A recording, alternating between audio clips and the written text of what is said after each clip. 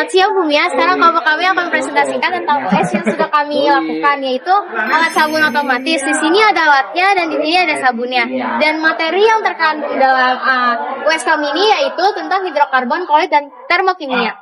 Nah, hidrokarbon itu apa? Hidrokarbon itu adalah suatu senyawa yang terdiri dari unsur karbon dan hidrogen. Contohnya itu ada alkana atau metana, alkena atau etana, alkuna atau etuna. Jadi, Bu Mia, penerapan hidrokarbon pada sabun adalah mengandung rantai hidrokarbon yang panjang bersifat hidrofobik, tidak larut, dan hidrofilik.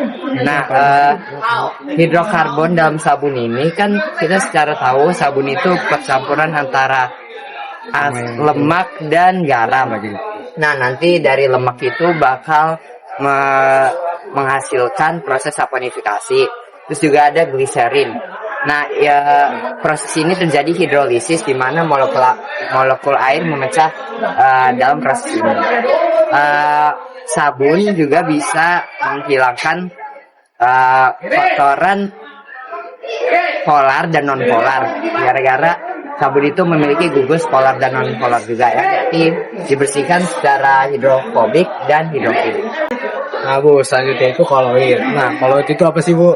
Jadi koloid itu adalah campuran heterogen yang terbentuk akibat dari dispersi zat dalam zat lain yang dicampurkan. Di koloid itu terdapat dua fase yang ada di pembuatan sabun kali ini. Yang pertama itu ada fase terdispersi dan kedua itu adalah medium terdispersinya.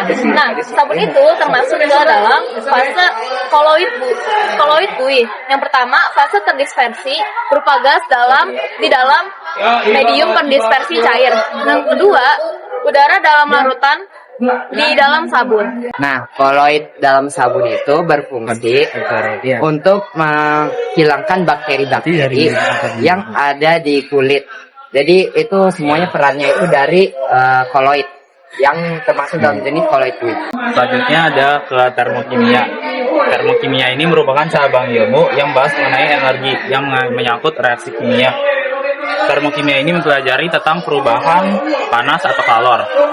Nah, ilmu termokimia ini diterapkan dalam produk kami, yaitu ketika dalam proses pendidih air, di mana kalor dibutuhkan untuk mendidihkan air agar dapat memecah molekul. Karena ketika suhu air menjadi lebih tinggi, maka pergerakan dari molekul air ini akan bertambah cepat, dan ketika molekul ini bertambah cepat, maka akan menumpuk kristal-kristal garam sehingga memecahnya menjadi lebih kecil dan dapat larut.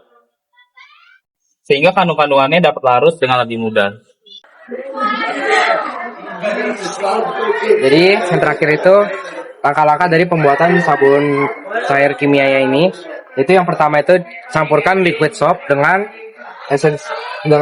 essential oil. Jadi terus yang kedua itu campurkan garam dengan air mendidih.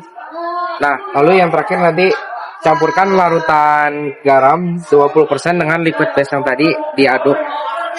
Jadi nanti hasilkan seperti ini. Sekian presentasi dari kami, terima kasih. Ada alatnya juga. Sekian presentasi.